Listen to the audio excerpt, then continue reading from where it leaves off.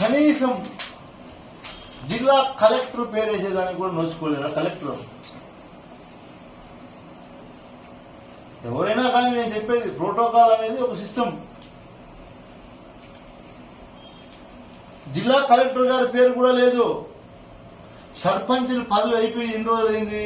సర్పంచ్ హోదా తెగిపోయి ఎన్ని రోజులైంది? సర్పంచ్గా పెరిగేసి ఎన్ని రోజులైంది? 2వ తేదీకి సర్పంచ్ పదవి విరమణ అయిపోయింది కదా. ఇది ఎన్నో తేదీ ఓపెన్ చేశారు? 9వ తేదీ ఓపెన్ చేశారు. వీళ్ళ కింద ఏమని రాశారు? విశ్వనాథ్ సర్పంచ్ అని రాశారు. ఇది మీకు తగునా? ఇట్లాంటివేనా మీరు చేసేది? ప్రజలు ఇవన్నీ గమనించారా అని అడుగుతున్నా నేను.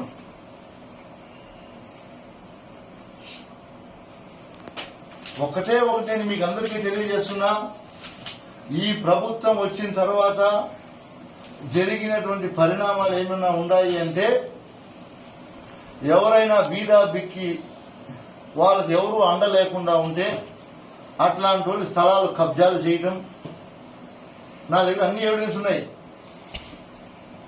లేదంటే తహసీల్దార్ని అడ్డం పెట్టుకొని పట్టాలు ఇప్పిస్తామని చెప్పి పట్టాలు ఇప్పించడం, నా దగ్గర ప్రతిదీ ఎవిడెన్స్ ఉంది. నేనేమి ఊరికే మాట్లాడట్లేదు, అన్ని ఇస్తా. ఇది ఎంతవరకు కరెక్ట్ అని అడుగుతున్నా. మీరు అనుకుంటున్నారేమో ఇంత దౌర్భాగ్యం నిజంగా ఎక్కడా ఈ రాష్ట్రంలో నేను చూడలేదు. మద్దిరాళ్ళ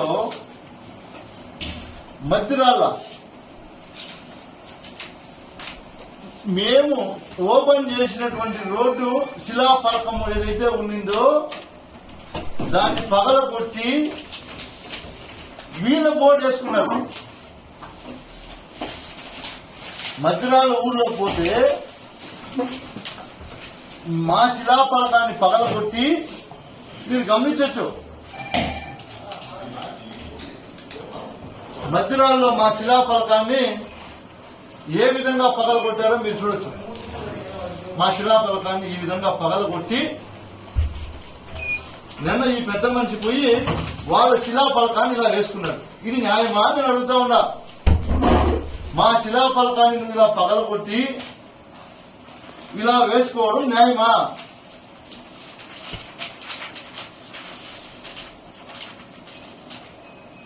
చూడండి, ఇదేనా నువ్వు ఇన్ని సంవత్సరాలు నేర్చుకున్న సంస్కృతిని అడుగుతున్నా నేను.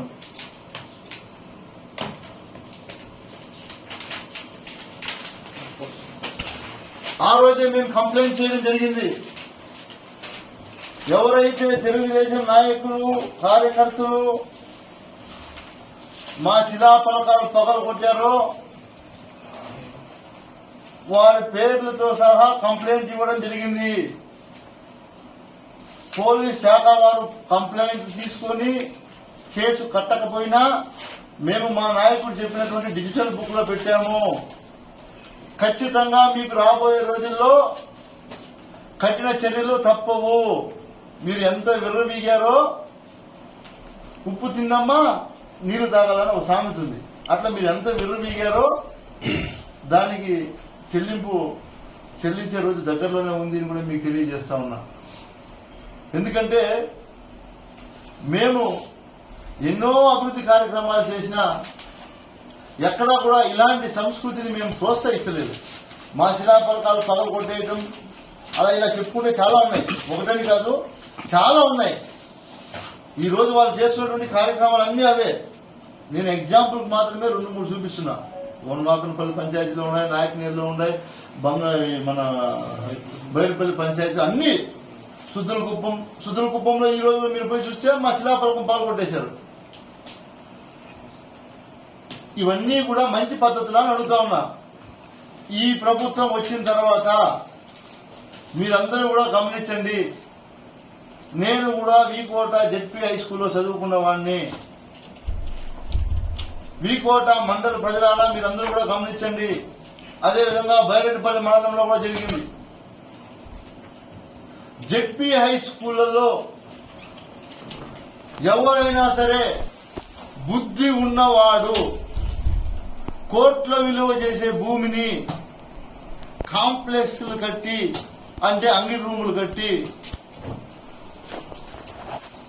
వాళ్ళ కార్యకర్తలకు ఇచ్చుకునే కార్యక్రమం చేస్తాడా నేను అడుగుతా ఉన్నా. చేయొచ్చా? అలాంటి పనులు చేయొచ్చా? భావితరాల భవిష్యత్తు ఆ పాఠశాల, ఆ భావితరాల భవిష్యత్తుని నాశనం చేయాలనుకున్నప్పుడు మీ ఆలోచన కరెక్టా నేను అడుగుతా ఉన్నా. ఆ రోజు నేను మీటింగ్ లో చెప్పడం జరిగింది, వాళ్ళందరూ కూడా టెండర్లు పిలిచి వర్క్ గ్రౌండ్ చేయాలంటే మీరందరూ కూడా సోదరులు గమనించారు.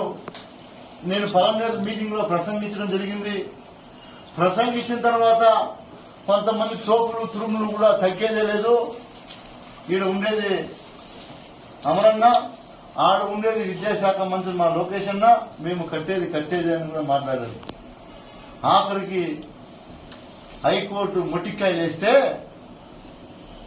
హైకోర్టు వచ్చి మొట్టికాయలు వేస్తే ఆ తర్వాత జిల్లా పరిషత్ చిత్తూరు నుంచి వాళ్ళు పంపించారు నోటీసు, మీరు పనులు ఆపండి అని. అంటే అసలు మీ ఉద్దేశం ఏంటి? మీరు ఏం మెసేజ్ ఇస్తున్నారు ప్రజలకి?